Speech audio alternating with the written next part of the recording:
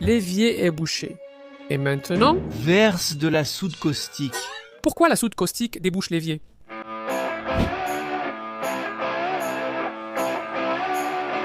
Pour t'expliquer cela, aujourd'hui je suis venu à l'unité de Cubatan de Unipar, où ils fabriquent, entre autres choses, de la soude caustique.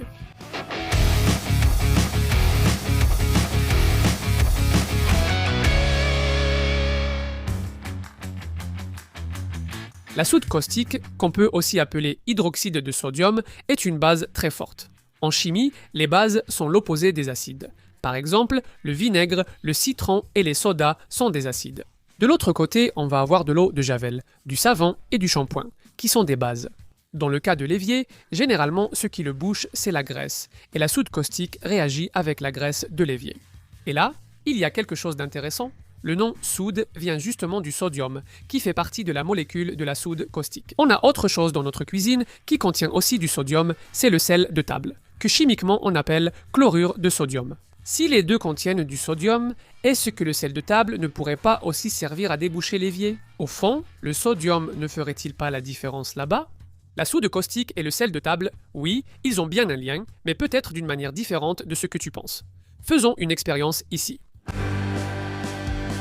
Nous avons créé une sorte de simulateur d'évier ici, que nous allons boucher avec un peu de graisse. Et d'un côté, je vais mettre de l'eau avec du sel de table, de l'eau avec du chlorure de sodium, et de l'autre côté, nous allons mettre de l'eau avec de la soude caustique, le fameux hydroxyde de sodium.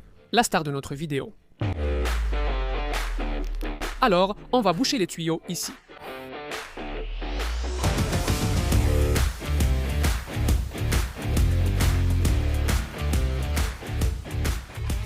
La texture est étrange, mais l'odeur est bonne. Tu vois? L'eau ne passe pas ici. Dans le premier bac de l'évier ici, je vais mettre 3 cuillères de soude caustique. C'est ce qui est indiqué sur l'emballage qu'on doit utiliser pour déboucher l'évier. Et, de l'autre côté, 3 cuillères de sel de cuisine. Et pour finir, un demi-litre d'eau de chaque côté. Et, comme tu peux le voir, ça ne fuit pas, non. Maintenant, on va attendre.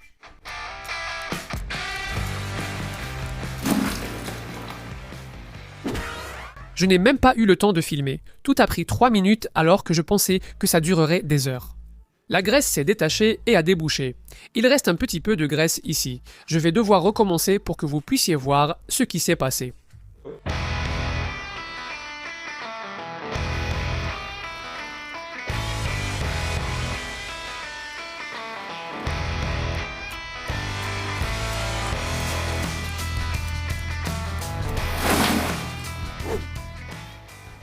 Maintenant, tu as vu, hein? Les égouts avec la soude caustique ont été débouchés en, je ne sais pas, 2 ou 3 minutes. Là où on a de l'eau salée, ça n'a fait aucune différence. Et il est probable qu'on puisse rester à observer ici pendant des heures, des jours, voire des années. Et rien ne va se passer.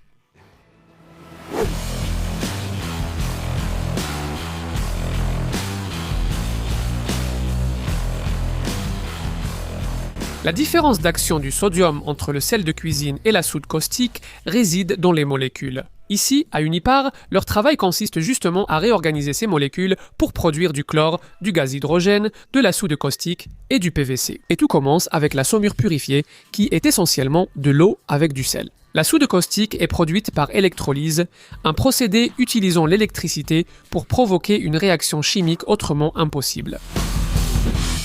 L'électrolyse se fait dans un récipient appelé cellule électrolytique. Et ici, chez Unipar, ils utilisent des cellules avec des membranes plastiques. Ici, nous sommes dans un entrepôt où se trouvent les cellules qui vont encore être installées. Et nous pouvons encore les voir en train d'être assemblées à l'atelier.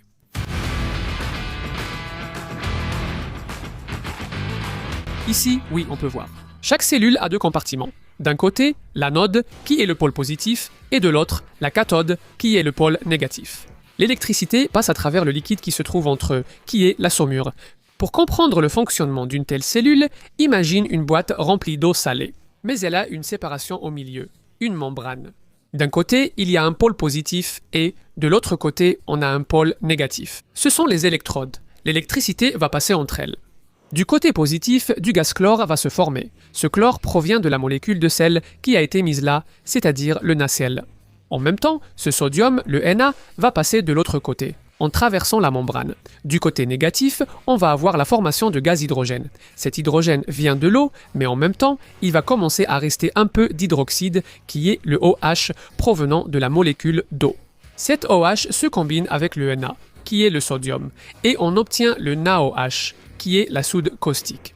D'accord, mais pourquoi y a-t-il cette membrane? Sa fonction est de garantir que seuls les ions sodium puissent passer d'un côté à l'autre. La saumure ne va pas passer. Aucun gaz ne va passer non plus. C'est important car lors de la réaction chimique, on ne veut pas de mélange aléatoire. Tout doit être bien organisé pour éviter tout résultat inattendu. Le détail, c'est que pour que tout cela fonctionne, il nous faut un courant électrique de 17 000 A, ce qui signifie à peu près 1500 fois le maximum qu'une prise de courant chez vous peut supporter. En pensant à ce qu'il y a à l'intérieur de la cellule, en plus de la membrane, toute la partie positive est faite de titane, et la partie négative est en nickel pur.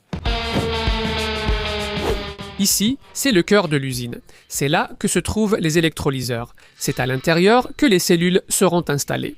Voir une construction est intéressant, car cela donne accès à des choses auparavant inaccessibles. Par exemple, ici, on peut voir les barres de cuivre qui vont transporter l'énergie. Regardez-moi l'épaisseur de ça. Dans chaque électrolyseur, il y a plus de 200 cellules. En considérant tout le hangar, on en aura presque 1300. Chez Unipar, les cellules à membrane font partie de la modernisation technologique de Cubatin, qui va devenir la plus grande d'Amérique du Sud avec cette technologie. Elle est plus efficace en termes de consommation d'énergie par rapport aux autres technologies utilisées pour faire l'électrolyse. L'une d'elles est la cellule au mercure.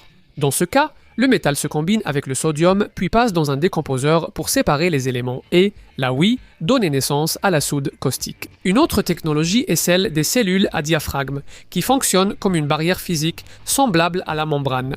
La différence, c'est que le diaphragme est moins sélectif que la membrane. Et il finit par laisser passer certains ions qui, au final, vont faire en sorte que la solution de soude caustique soit plus diluée. De plus, les cellules à membrane occupent beaucoup moins d'espace. On remplace une énorme boîte comme celle-ci par une tranche comme celle-ci. Chaque tranche est une cellule où se produit l'électrolyse.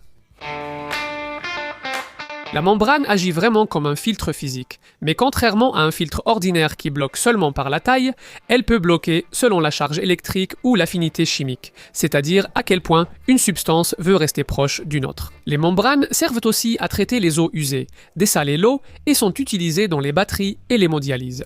Chaque utilisation nécessite un matériau différent. Des plastiques très spéciaux, de la céramique, et tout cela est réfléchi en fonction de la manière dont les particules très petites vont interagir avec le matériau. Et c'est pour cela qu'on appelle ça la nanotechnologie, quand on travaille avec des choses bien plus petites qu'1 millimètre. Considérée comme une technologie d'avenir, elle rend les processus plus propres, efficaces et durables, économise de l'énergie et rend possible des choses auparavant impossibles. Pourquoi la soude caustique a-t-elle réussi à déboucher l'évier contrairement au sel? La soude caustique réagit avec la graisse, dans un type de réaction chimique que l'on appelle la saponification. Vous avez peut-être pensé que cela signifiait la formation de grenouilles. Non. En fait, il s'agit bien de la formation de savon. D'ailleurs, nous avons déjà fabriqué du savon maison 2 fois ici sur Manual do Mundo. Et vous savez qu'on utilise de l'huile ou de la graisse et de la soude caustique. Et la partie de la soude caustique qui fait vraiment la différence ici, c'est ça. C'est l'hydroxyle, ce OH qu'elle libère lorsqu'on la met dans l'eau, qui va casser la graisse. On obtient alors du savon et de la glycérine, tous deux solubles dans l'eau. Et le siphon de l'évier arrive à l'emporter. Le sel de cuisine, comme tu as dû le remarquer, n'a pas d'hydroxyle, il n'a pas de OH. À la place, ici, il a un chlore. En regardant la vidéo, tu as vu que le sel de cuisine est lié à la soude caustique. Parce que ce sodium ici provient du sel de cuisine dans l'industrie, il vient du sel de cuisine, et le OH vient de l'eau. Donc, d'une certaine manière, on peut dire que la soude caustique est la fille du sel de cuisine et de l'eau. Ici, il convient de faire une mise en garde. Utiliser de la soude caustique pour déboucher un évier est très courant, mais sa dilution dans l'eau libère de la chaleur, et cela peut déformer vos canalisations ou même les boucher davantage. Parce que vous pouvez remplacer un bouchon de graisse par un bouchon de savon. La soude caustique est aussi très utilisée dans d'autres domaines, comme la fabrication de savon et de détergents. Elle est aussi utilisée dans la fabrication du papier pour l'éclaircir et l'uniformiser, ainsi que dans l'alimentation pour ajuster texture et acidité. Dans les olives en conserve, par exemple, elle réduit l'amertume. Et je suis venu jusqu'à Unipar pour te raconter ces curiosités et te montrer la modernisation de l'usine de Koubatan, qui montre comment elle, l'un des plus grands producteurs de soude et de chlore au monde, se préoccupe d'améliorer ses processus et de produire de plus en plus, tout en consommant de moins en moins d'énergie.